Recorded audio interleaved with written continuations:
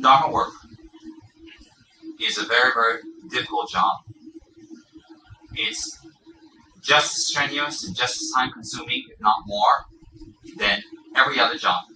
So therefore, it is a very, very difficult job because in Dharma work, if you're doing real Dharma work, you're not just teaching people how to do mantras. You're not just teaching people how to pray. You're not just teaching people how to meditate or tell them to read a good book. When you're doing Dharma work, what you are doing is you're trying to solve people's problems. Not solve their problems just symptomatically. If someone has a spirit possession, and you do some rituals and you do some prayers, and you teach them some meditations, and if they do it, they will be freed of the spirit possession. It's not as simple as that. You have to go down to the cause. The cause of people's problems, the cause of people's difficulties, is not outside enemies alone. It is not someone cheating you. It is not someone lying to you. Outside enemies alone. It's just environmental. It is something that manifests. In life, from the time we're born until we die, we're going to meet and we're going to encounter people. We're going to encounter situations that we seemingly think it makes our life very difficult.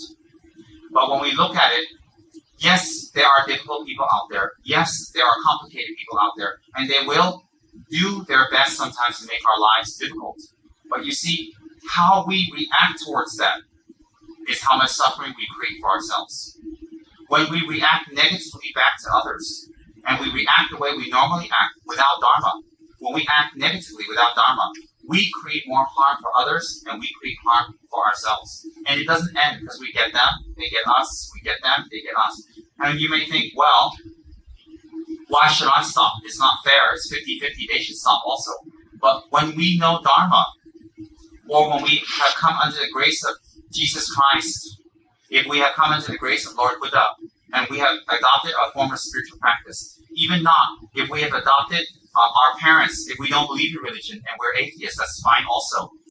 We have adopted our family name, let's say our family name is Li or Chong or whatever, then not to disgrace our family name. And if we have a wonderful country like Malaysia, where everybody's educated and everybody's civil and everybody's very, very, very, very good people, not to disgrace our country and disgrace ourselves and disgrace our family, our wives, by acting in a manner that reciprocates their harm with harm. When people harm us, we should stop, but we should not reciprocate vengeance or harm on them. So what happens is, when people do negative things to us, because we are older, if we have some gray hair in our head, if we are matured, if we have gone through the hard knocks of life, if we have especially learned Holy Dharma, we have a very special duty not to react back to other people the way they react back to us. Why? It takes one person to stand up and say no. Like the Buddha says, if someone gives us a gift, we don't need to take it. We don't need to take that gift. So my point is, we can't change the world, and we can't make the world do or act as we think they should do or act. But we can definitely transform our view and projection of the world. If we change our view and projection of the world, it's as if the world has changed. Whoever is trying to harm you, if you do not harm them back, and you say, I'm sorry a lot, and you smile and you're humble, their harm will stop. Their harm will stop. It's not a matter of you being right or wrong. It's a matter of stopping harm. Stopping harm. So what happens is, all of us, including me, all of us, we have good points and we have bad points in us. And sometimes the bad points take over because of certain situations, certain people, or certain ways we think, or mostly habituation, the way we've grown up. So the way we've grown up and the way we've encountered things affects us and the way we react to other people. So like that, we make mistakes. And sometimes when we make mistakes, it's a very, very big thing not to admit our mistakes. It's a very, very big thing not to say I'm wrong or not to let the other person win. By not admitting and not letting the other person know that we were wrong, we may think we have won. We may think that we are right, but actually we create a lot of sufferings for ourselves because we have to do a lot of explanations to cover. And eventually, no matter how much we explain, no matter how much we talk, we will be, inverted commas, found out. And we become inevitably unhappy. So Lord Buddha teaches us that, not that there is no enemies out there. Lord Buddha doesn't teach us that there's no enemies and everything's our fault. No, that's illogical. What Lord Buddha teaches us is that there are enemies, there are people, there are difficulties, there are difficult situations. From the time you're born until you're dead, from the people who are the poorest and humblest to the people who are the most wealthiest, their problems are exactly going to be the same, the way it manifests to them. So people who have become elderly in society, we respect them very much, especially in Asia. We respect tremendously, whatever color they are. If they have some gray hair in their head, we respect very much because they show us the way. Then with respect to elderly people, even higher than that is the Dharma, who shows us the supreme way, because it was taught by our Lord Buddha. So my point is this, that we all slip. We all make mistakes. We all do things that we regret later. The key to that is not to hide our mistakes. The key to that is not to obliviate or try to go away from our mistakes.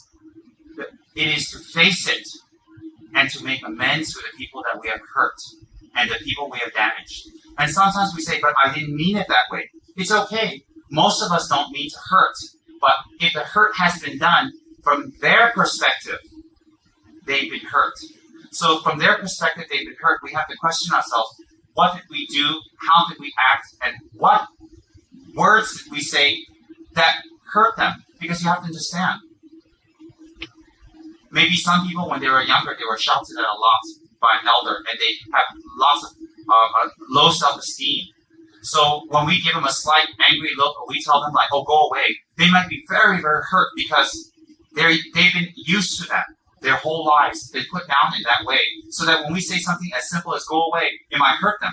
Whereas a person has self-esteem and confidence, when we say to them, go away, they say, okay, I'll see you later, I'll see you in a little while. People react differently. From our side, we didn't mean any harm. We don't mean anything bad. No, we don't. But sometimes people may take it wrong. So the issue here is not who is right or wrong. The issue here is we are one. The others are many. So instead of trying to make the others fit into our scheme and our thoughts and our projection and the way we think things should be, we should try to fit into others. Especially if we're practicing Dharma. Especially if we want to practice Dharma. The real practice of Dharma is not the wealth of a Dharma center, the physical growth of a Dharma center. That the Dharma center becomes bigger, bigger, bigger. The temple becomes more wonderful and fabulous, and there's huge crowds, and it's just, thousands of people seeing your Lama. That's not the growth of a Dharma center. Anybody can do that. Businessmen can do that. False priests can do that. Anybody can do that. Anybody can draw a crowd as long as you have something to say, because there are many, many types of people out there. So my point is that it doesn't matter if the crowd is big. It doesn't matter if the center is large or huge. It doesn't matter if the center is wealthy or not. Of course, if the center has sponsors and help and assistance and it can grow, it is sincere, it will be a benefit to many people. But the real growth of the Dharma center, please listen carefully, the real growth of the Dharma center is individual students and teachers seeing their mistakes, facing up to their mistakes, and expressing and apologizing and healing. That is the growth of a Dharma center. That's what we want from Kichara House. Kichara House or Dharma centers or churches or temples, all of that should cater not to people just coming in and putting a joss stick and then pray, give me luck, give me fortune, let me find a girlfriend or a boyfriend. No, it's not that. A temple or a church or a holy house is holy because it teaches you to be different than what you've been taught. And so in a Dharma house, when someone, teacher and student, find their mistake and examine it, and if it takes them 1 day, 1 week, 1 year, 1 month, 1 decade to find their mistake, and they face up to it, and they own up to it, and they talk about it, that is the growth of Dharma. Why is that the growth of Dharma? Because Dharma grows when our mind transforms to something better. Something much, much better. When our mind improves and faces itself, when we take responsibility, when we take responsibility for what we're supposed to do, when we take responsibility for our emotions and our speech, and we take responsibilities for our mistake, that is Dharma growth. What is Dharma? Dharma is right attitude, right conduct, right thinking. So when someone makes a mistake and they can face it to themselves, that is the most important. Telling other people is wonderful, but facing to themselves is the best. Because when we face our mistakes, then we are on the road to enlightenment. Why is that? That mistake will be removed. It will be filled with wisdom. So that's what I want in a Dharma center, is growth. Inner growth, spiritual growth. I want husbands and wives to be very close. I want husbands and wives who have been estranged for difficulties or arguments that have gone apart to become close. I want husbands and wives to become very, very close. And I teach that type of Dharma. Because none of you, or most of you, will not be priests and monks. But if we can have a happy, harmonious husband and wife, the children are affected.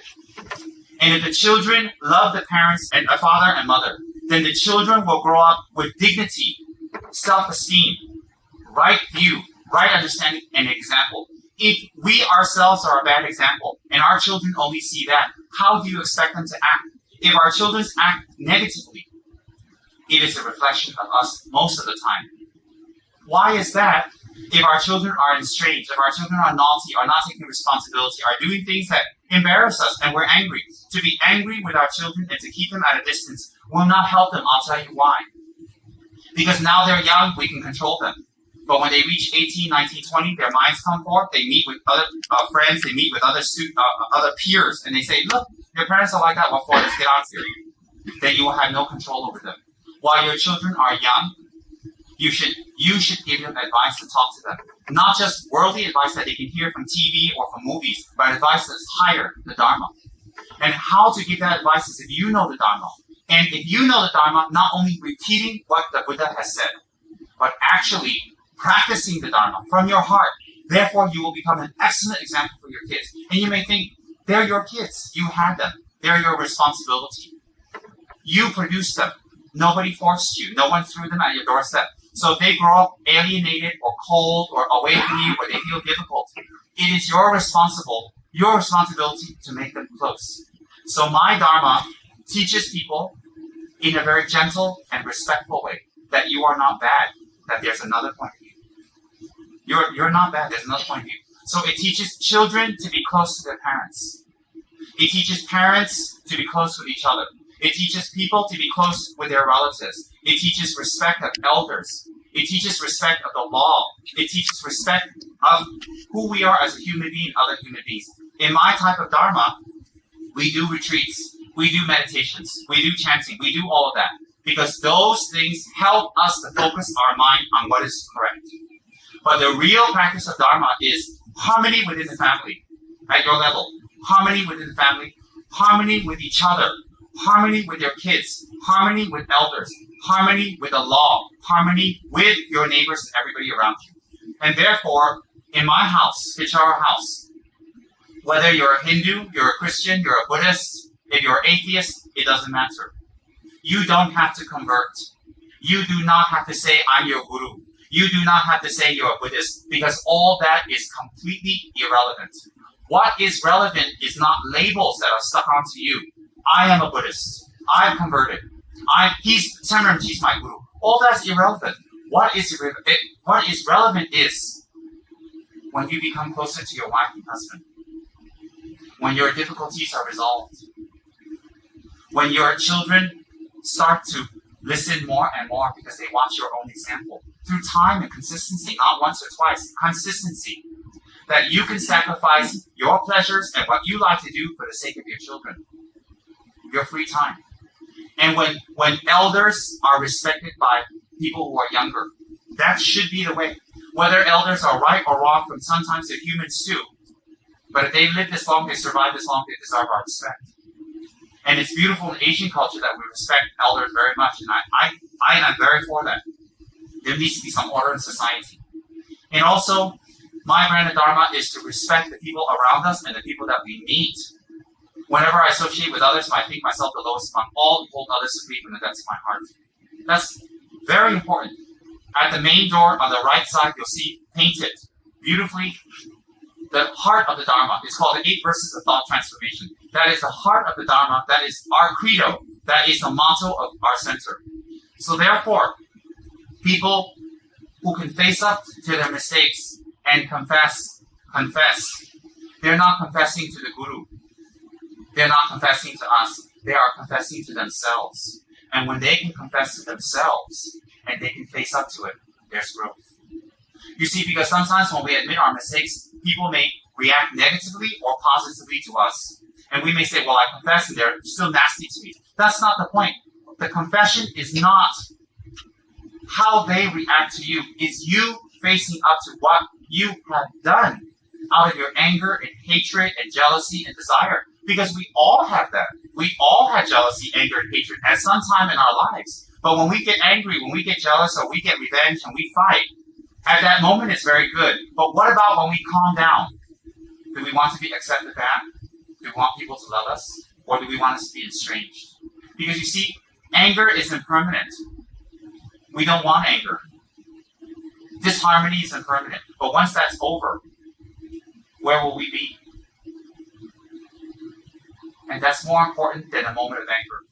So when I get angry, I always think, do I want to go this far? Do I want to carry it that far? Do I want to do this? Because why? I know the next day or the next hour or the next minute, my anger is going to go down. And when it goes down, how do I feel? How will people accept me? Will they feel the same about me, or will they lose respect for me? And that's very scary. So when we want to go have fun and we abandon our family, after the fun, we still have to come back to our family. Do we wear away at their respect? Do we wear away at our husband's respect, our wife's respect? Do we wear it away that when we come back after our fun, our anger, whatever we're doing, do they still respect us? And if we work so hard and we have so much and the family doesn't respect us, what's the point? Then the kids grow up empty. I know that. I come from a broken home. I've been adopted twice over. I ran away from home when I was 15 due to heavy abuse. I came from a very, very difficult background. I'm not talking I came from a golden child. So I know what it is to have parents or not to have parents. I know what it is. So my point is, this is not criticism.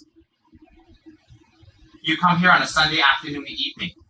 You could be watching TV, you could be sitting at home relaxing, you could be driving around playing golf or whatever you're doing. But you're going to take 2-3 hours out to listen to wisdom. This one helps you. This one helps your family. This one helps your wife. This one helps your husband. This one helps yourself. Why? I will speak about wisdom. And how we grow up in life is people giving us knowledge.